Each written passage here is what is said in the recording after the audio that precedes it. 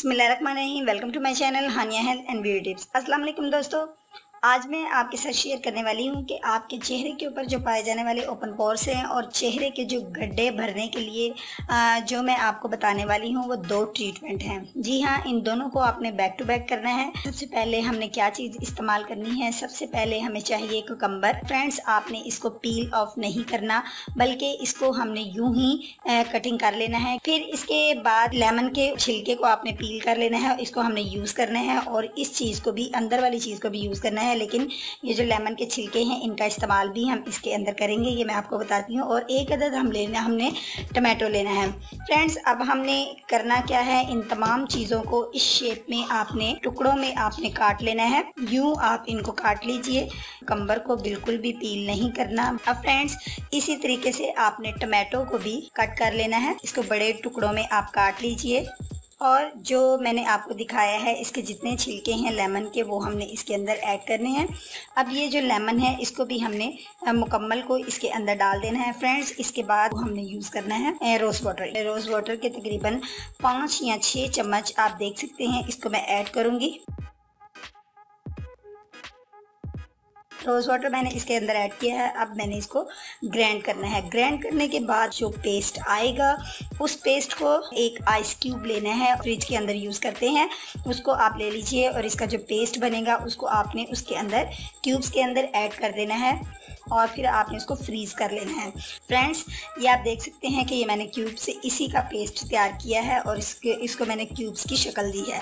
और इन क्यूब्स को हमने यूज़ किस तरह करना है ये भी मैं आपको बताऊंगी, लेकिन इससे पहले जो मेरा ये मेरा एक ट्रीटमेंट रेडी हो गया है और जो मैंने सेकेंड ट्रीटमेंट यूज़ करना है इसका हम यूज़ बाद में करेंगे।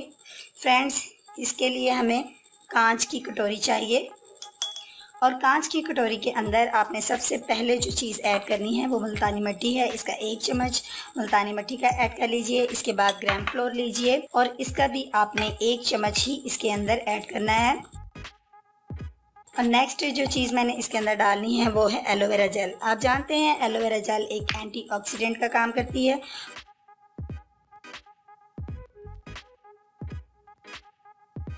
और इसके बाद जो चीज़ मैंने ऐड करनी है वो है टर्मरिक पाउडर यानी कि हल्दी। वो मैंने 1 पिंच इसके लिए हल्दी का इस्तेमाल करना है, इतना सा। और अब इसको मैंने अच्छे से जो है वो पेस्ट की शक्ल देनी है, लेकिन वो मैं दूंगी अपने रोज़ वाटर से।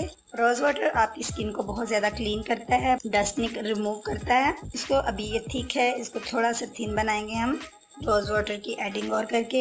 इतना बना लीजिए कि आप इजीली इसको अपने फेस के ऊपर अप्लाई कर सकें। अच्छे से मिक्स करते जाना है। ये बहुत स्मूथ सा पेस्ट है, इसके अंदर से बहुत प्यारी सी स्मेल आ रही है। ये मेरे दोनों ट्रीटमेंट जो हैं वो रेडी हैं। सबसे पहले आपने ये क्यूब्स लेने हैं और इस क्यूब को लेके आपने 2 मिनट के लिए अपने फेस के ऊपर इसका एक क्यूब निकाल लीजिए और इसका आप इस्तेमाल कीजिए अपनी फेस के ऊपर। 2 मिनट के लिए आपने इसको रब करना है। ये देखिए, ये मेरे पास क्यूब है, इसको आपने अपने फेस पे या हैंड्स पे स्किन के ऊपर 2 मिनट के लिए इसको आप रब कीजिए और सर्कुलर मोशन में आपने इसका मसाज करना है। अगर आपकी स्किन बहुत ज़्यादा सेंसिटिव है तो आप आइस क्यूब को किसी कपड़े में लपेट कर भी मसाज कर सकती हैं। फ्रेंड, इसके बाद आपने 2 मिनट तक इसको लगे रहने देना है और फिर आपने कॉटन बॉल की मदद से इसको आपने क्लीन कर लेना है। फिर आपने फेस पैक को अप्लाई करना है।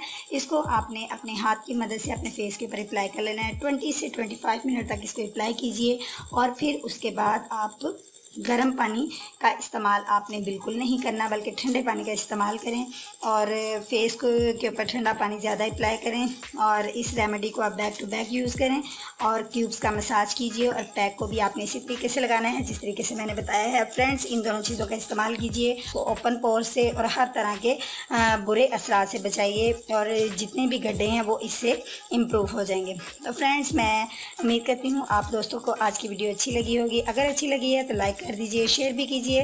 कल तक के लिए इजाज़त दीजिए, कल मिलूंगी एक नई वीडियो के साथ। अल्लाह हाफिज़।